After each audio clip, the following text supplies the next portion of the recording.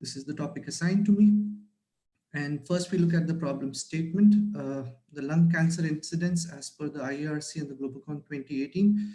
Small cell represents a small portion of the lung cancer incidence. It's 15% compared to the 85%. And the small cell intra-class incidence as per the ASCO data, the limited stage is 33%, whereas the 2/3 is more in the extensive stage. Now, how do we define the extensive stage? So the small cell lung cancer staging is identical to the non-small cell lung cancer with the T stage and the N and the M's that we know. The M stages have undergone a revision with the uh, sub-classification with respect to M1A, M1B with a single extrathoracic mets, which can be looked with a curative intent, and M1C, which still goes into the palliative domain.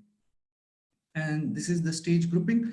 Now, there are two, the extensive stage, the pragmatic definition with respect to the extensive stage would start from T4 and sort of getting clubbed with N2. And even here in stage 3A, where there is a T4 disease, the stage 4 irrespective, now since we have this 4A and 4B would be classified as extensive stage. So it's identical to the non-small cell. The limited stage, with respect to the practical definition, is safely treated with radiation doses and excludes T3, T4 due to multiple lung nodules, extensive or has a large tumor or nodal volume or non-compassible in RT portal. This goes in the extensive stage.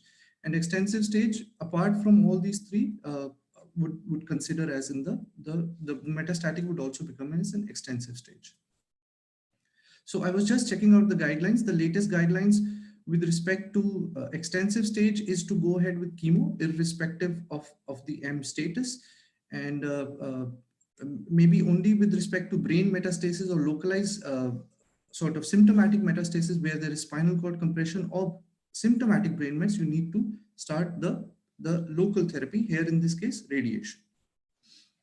And so once sort of you're having a complete or a partial response for an extensive stage, you need to consider the prophylactic cranial irradiation. And the NCCN mentions consider the thoracic radiotherapy.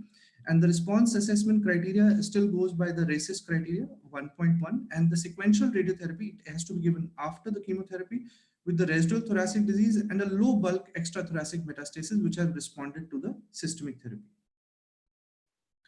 The definition of consolidation therapy I checked out from the NCI, it's the treatment that is given to the cancer which has actually disappeared. So here the definition has been slightly liberty has been taken that even with the partial response, you can give the consolidation therapy. So why the rationale of giving consolidation therapy after you've achieved, and we know that the small cell behaves more in a systemic manner because the intrathoracic lesion still remains after chemotherapy. 75% of the times, and 90% have an intrathoracic progression during the first year after the chemotherapy completion. And also because of the cumulative or the increasing chemotherapy toxicity, which is there. So you intend to look at a local treatment option, which can then consolidate what you have achieved with a systemic therapy. So the evidence for the sort of the rationale which then leads to the evidence, there are 3 trials which have been done. First was done by Jeremy et al. Second was an EORTC trial done by Ben Slotman. And the third is actually a phase 2 randomized trial, which was done at the Michigan University. And then there are 2 meta-analyses which have been done stating all these 3 trials. So the first trial was a randomized study from the Jeremy et al. Group from Serbia, Yugoslavia. And there they had taken a number of patients, a total of 210 patients. Patients had actually 1 to 2 metastatic sites, and they sort of looked at the complete, the response. They didn't have the exact RACIS criteria. It was a 1999 article. They were looking at X-rays. They were looking at pain relief.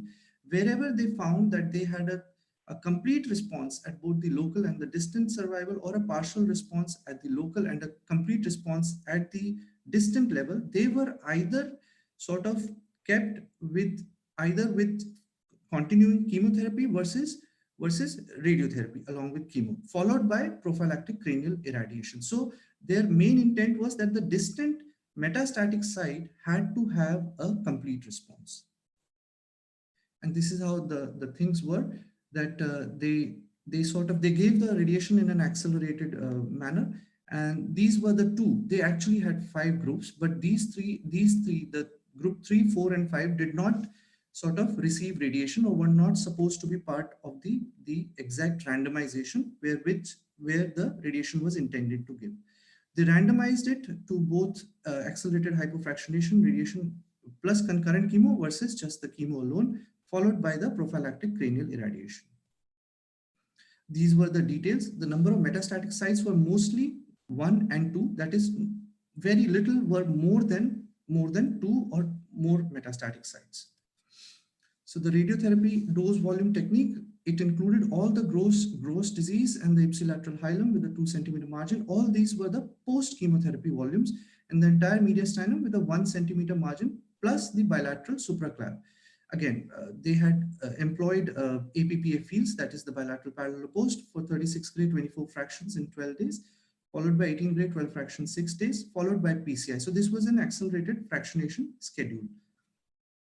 And this is what they found with respect to all the groups. They had taken all the groups in the analysis, but comparing group 1 and 2, which was sort of the group 1 was the radiation chemo, concurrent chemo arm versus the chemo arm. So they found a 5-year survival benefit of 9.1 versus 3.7%. A very sort of close to significant progression-free or local recurrence-free also rate in the chemo radiotherapy arm. The grade 3 esophagitis was higher in the radiotherapy arm, and hence they came to this conclusion that consolidative radiotherapy was beneficial in the group 1 arm. The second trial was a phase 3 randomized trial from the URTC by Ben Slotman et al. It was a multinational, multi-centric trial in which they had actually taken the extensive stage disease only with respect to the thoracic. So it was an M0 trial, and they had given prophylactic cranial irradiation as standard, and they had also added the radiotherapy.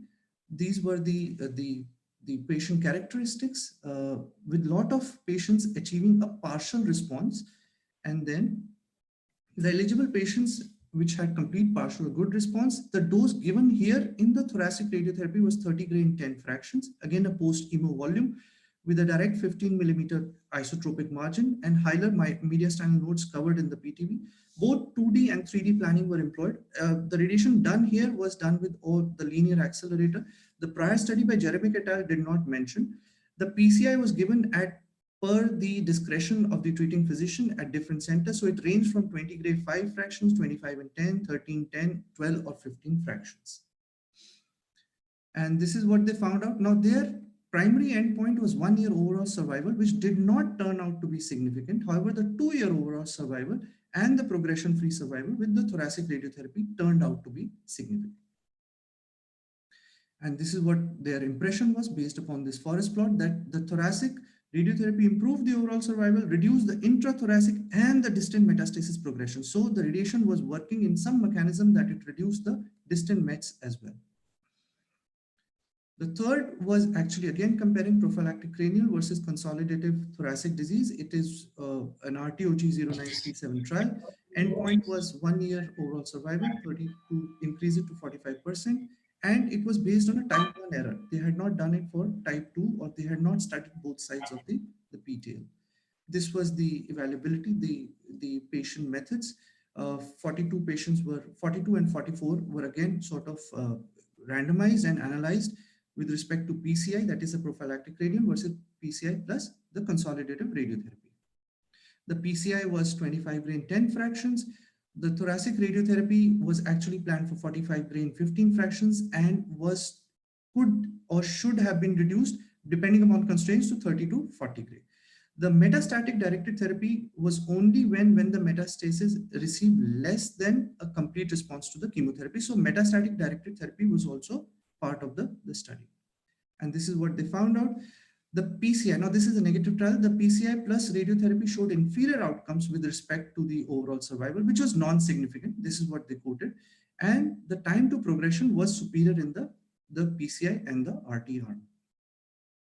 Now, two meta-analyses have been done with regards to these three studies. First was done by Palmer et al., in which they took the Slotman and the Jeremic study, in which they basically put up for the overall survival, which favors the thoracic radiotherapy, and the progression-free survival based on the random effects. Now, this is not a fixed effects meta-analysis, so it has got greater weightage, which shows that the thoracic radiotherapy carries more meaning, and it is sort of beneficial. They also found out that the toxicity was higher, but however, the bronchopulmonary toxicity was non-significant. Another meta-analysis done by Rathore et al., which compared all the three studies, which included the GOLD study. Now, they did both the fixed effects and the random effects model. So a random effects tends to be more accurate, and it tends to sort of take care into account all the random errors which are there.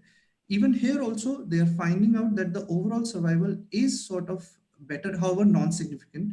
This is what they're telling us. However, the I would say the diamond or the rhombus which is here is towards favoring the thoracic radiotherapy in all the sort of endpoints, except for grade 3 higher toxicity, which obviously the thoracic radiotherapy tends to have a negative effect. Now, again, the techniques that have been mentioned with respect to all these trials have been, I would say, a 2D or a 3D. With the invent of better techniques that we are all employing in our clinical practice, I think the grade 3 and the higher toxicity is, I don't see sort of anything which goes against the radiotherapy here. So what is the optimal dose? Now we've got 3 doses. One is an Dr. Pranav, you have 1 minute left. Thank you. So what is the optimal dose? The optimal dose, the EQ-D2 should be greater than 36 Gray. This is from the National Cancer Database. All right, what is the role of consolidative radiotherapy in immunotherapy era? 2 systemic reviews, and the rationale that radiation generates, it kills the tumor, exposes the neoantigens, and therefore the immunotherapy can work better. And it's got an immunopotentiating effect, which helps the anti-tumor immune response locally and systemically with respect to the abscopal effect also. And trials utilizing the maintenance checkpoint blockade after chemotherapy radiation to maintain an immune response still works. And this is just a cartoon just to show that the radiation kills the tumor cells. It actually might be more relevant in the immunotherapy era and not to be taken off in favor of the immunotherapy. Right? Research questions which I think are relevant: can immunotherapy render extrathoracic radiation consolidation redundant? This would be more from the medical oncologist point of view. Can more routine utilization of consolidative chest radiotherapy further augment the systemic activity? This is my point of view. And to sort of rule out the whole brain radiotherapy, can we do an SRS if the immunotherapy gives us good intracranial control? These are the trials which are going on with respect to the immunotherapy as well as the radiation therapy. So my take-home message for extensive small cell chemotherapy plus minus immunotherapy, followed by consolidative thoracic radiotherapy, 30 to 36 Grays, plus PCI hippocampal sparing. I'm not sure should we do it or not, because the dose is still limited. Thank you so much.